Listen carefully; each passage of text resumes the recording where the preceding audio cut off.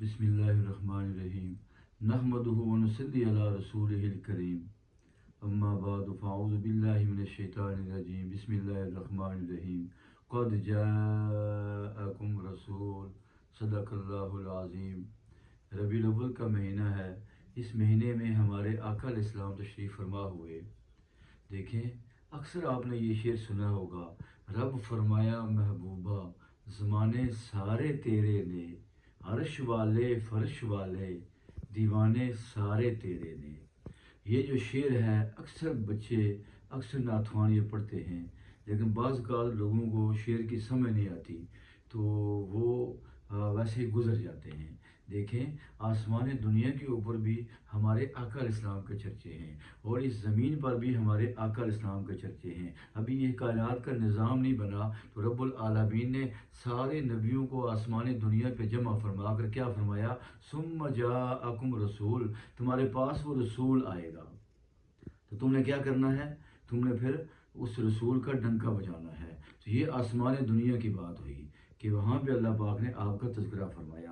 پھر جب دنیا کے اندر انبیاء آئے، ان کو کتابیں ملی، صحیفے ملے، تو ابراہیم علیہ السلام نے کعبہ کو تعمیر فرمایا، تو کعبہ کی دیوار کو ہاتھ رکھ کے فرمایا ربنا وابعث فیہم، اے اللہ جو تو نے آسمان دنیا پہ وعدہ کیا تھا اس آخری رسول کو بھیجنے کا، اے اللہ اس کو بھیج دے، اس کو بھیج دے۔ آپ نے فرمایا تھا میں بھیجوں گا، تو میں کہتا ہوں وہ بھیج دے۔ اب عیسیٰ علیہ السلام کا زمانہ آیا، آپ علیہ السلام سے پہلے عیسیٰ علیہ السلام تھے، عیسیٰ علیہ السلام کے 571 سال بعد آپ علیہ السلام دنیا میں تشریف فرما ہوئے، تو عیسیٰ علیہ السلام نے بھی کیا فرمایا، اس وعدے کے مطابق اپنی بنی اسرائیل سے فرمایا یاتی من بعدی، وہ میرے بعد آئے گا۔ جس نبی کے لیے اللہ نے آسمان دنیا پہ حلف لیا تھا ہم سے، وہ نبی میرے بعد آنے والا ہے۔ جب آپ دنیا میں تشریف فرما ہوئے تو آپ کے امتیوں نے کہا کہ ہمارے آقا دنیا میں تشریف فرما ہو چکے ہیں۔ اب جب یہ امتیوں نے کہا تو رب نے فرمایا کس نے بھیجا ہے، پتہ کس نے بھیجا ہے، والذی ارسل رسولہ بالہدی، اس اللہ نے بھیجا ہے۔ یا ایھا النبی انا ارسلناک، اے نبی صلی اللہ علیہ وسلم ہم نے آپ کو بھیجا ہے۔ پھر اللہ تعالیٰ فرماتے ہیں وما ارسلناک الا رحمۃ للعالمین، ہم نے آپ کو رحمت للعالمین بنا کے بھیجا ہے۔ تو رب نے کیا فرمایا، وہ اپنی مرضی سے نہیں آئے، وہ ایک طے شدہ منصوبے کے مطابق آئے ہیں اور ہم نے ان کو بھیجا ہے۔ سبحان اللہ۔ تو ہمارے آقا علیہ السلام کے آسمان پہ بھی چرچے اور زمین پر بھی چرچے۔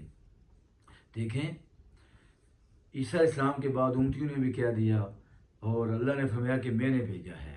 تو آگے چلیں، عبد المطلب شام کے علاقے میں گئے کاروبار کے سلسلے میں۔ ایک یہودی نے کہا ٹھہرے میں آپ کو ٹٹولنا چاہتا ہوں۔ وہ حیران رہ گئے کیا معاملہ ہے؟ فرمایا آپ کے دائیں نتنے سے نبوت کی خبر آ رہی ہے اور بائیں نتنے سے بادشاہ کی خبر آ رہی ہے، آپ جلدی سے اپنے کسی بیٹے کا رشتہ بنی زارہ خاندان سے طے کریں، وہ مدینے کے اندر یثرب کے اندر ہے، اس خاندان سے شادی کرنے میں نبوت کے آثار نظر آ رہے ہیں۔ تو پھر ایسے ہی ہوا، آپ نے اپنے بیٹے عبداللہ کی شادی جو ہے وہ مدینے میں بنی زارہ خاندان سے کرائی۔ سبحان اللہ، ایک طے شدہ منصوبے کے مطابق۔ تو آگے چلیں، خواب میں آپ نے دیکھا، تو عبد المطلب نے خواب دیکھا، ایک بہت بڑی زنجیر ہے، ایک بہت بڑی زنجیر ہے، اس کے ایک کونے میں نور ہے، وہ زنجیر سمٹ جاتی ہے، ایک درخت کی شکل اختیار کر جاتی ہے، اس مخلوق جو ہے مشرق مغرب جنوب شمال والی اس درخت سے لپٹ جاتی ہے۔ وہ خواب انہوں نے کسی کان سے پوچھی، اس کی تعبیر پوچھی، کسی کیا تعبیر ہے، تو اس نے بتایا کہ ایک آخری جو نبی ہے، آپ کی نسل سے ایک بچہ پیدا ہونے والا ہے جس مشرق و مغرب میں اس کا ڈنکا بجے گا۔ اب دیکھیں، ابھی آپ دنیا میں نہیں آئے تو پہلے ہی یہ سارے آثار نظر آ رہے ہیں۔ پھر آپ کی والدہ کو دیکھو، حضرت آمنہ فرماتی ہیں کہ جب میں کسی پتھر پہ پاؤں رکھتی ہوں تو وہ پتھر موم بن جاتا ہے، ابھی اب ماں کے پیٹ کے اندر ہے، اور میں کیا دیکھتی ہوں، کبھی کبھی میں دیکھتی ہوں کہ فرشتے جو ہیں، حوریں جو ہیں، وہ آپ کو پنکھی جلتی ہیں، اور جب سے یہ مہمان میرے پیٹ میں آیا ہے خوشبو کے حلے چل رہے ہیں۔ یہ ہیں ہمارے آقا علیہ السلام۔ جب آپ دنیا کے اندر تشریف فرما ہوتے ہیں تو ایک یہودی مدینے کے اندر یہودیوں کو جمع کرتا ہے، اے یہودیوں جمع ہو جاؤ۔ جب سارے یہودی جمع ہو جاتے ہیں تو وہ کہتا ہے کہ آج اس امت کا آخری نبی دنیا میں آ چکا ہے، جس روز آپ کی ولادت ہوئی، مکہ کے اندر بھی ایک یہودی جو ہے وہ قریشیوں سے پوچھتا ہے کیا تمہارے یہاں آج بچہ پیدا ہوا ہے کوئی؟ انہوں نے کہا جی ہمیں تو کوئی پتہ نہیں۔ وہ جا کے پتہ کرتے ہیں، کہتا ہے جاؤ پتہ کرو۔ جب جاؤ کے پتہ کیا تو عبد المطلب کے ہاں پوتا پیدا ہوا ہے، تو بتایا ہاں عبد المطلب کا پوتا پیدا ہوا ہے۔ تو وہ یہودی کہنے لگا یہ بچہ جو ہے اس آخری امت کا نبی ہوگا۔ وہ کہاں سے بتا رہا ہے؟ وہ اپنی کتاب کے اندر بتا رہا ہے۔ توریت میں آپ کا ذکر، انجیل میں آپ کا ذکر، زبور میں آپ کا ذکر، تمام آسمانی صحیفوں میں آپ کا ذکر تھا، اسی لیے تو یہودی بتا رہے ہیں۔ اب حلیمہ سعدیہ رضی اللہ تعالیٰ عنہ جب آپ کو اپنے علاقے میں لے کے جاتی ہیں، جب آپ کا شکم جو ہے وہ شک کیا گیا، پیٹ چاک کیا گیا، تو فوراً جب آپ ان کو گھر لاتے ہیں تو ایک کان کے پاس چلی جاتی ہیں، وہ سارا واقعہ سنایا کہ ایسے ہوا، آپ کا شکم جو ہے وہ شک کیا گیا۔ اس نے کہا یہ وہ کون جو ہے اس نے بچے کو پکڑ لیا، کہتا ہے یہ بچہ جو ہے یہ آخری نبی کا امت، یہ آخری امت کا نبی ہے، اس کو بھی قتل کر دو، مجھے بھی قتل کر دو، کہ جب یہ بڑا ہوگا تو لوگوں کو بلائے گا اسلام کی طرف، ایک نئے دین کی طرف، توحید کی طرف، یہ انتہائی خطرناک بات ہے، مجھے بھی مار دو، اس کو بھی مار دو۔ حلیمہ نے جلدی سے پکڑا، چھین لیا اس کان سے۔ پھر کیا ہوا؟ مشورہ کیا، اور گھر آ کر مشورہ کیا کیا جائے، عجیب عجیب باتیں ہم دیکھ رہے ہیں۔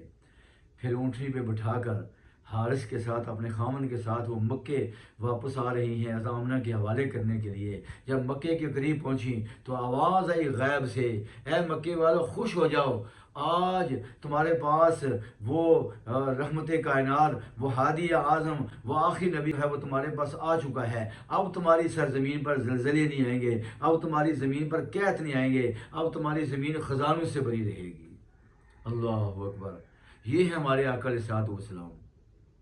پھر آپ جب آمنہ کے ساتھ مدینے آئے، حضرت مدینے جب آمنہ کے ساتھ آئے 6-7 سال کے بعد، تو جب مدینے میں یہودیوں نے آپ کو دیکھا تو یہودی جمع ہونا شروع ہو گئے، کافروں کے قافلے آ رہے ہیں، اور جب بھی کوئی آپ کو دیکھتا تو کہتا ہے یہ آخر نبی ہے۔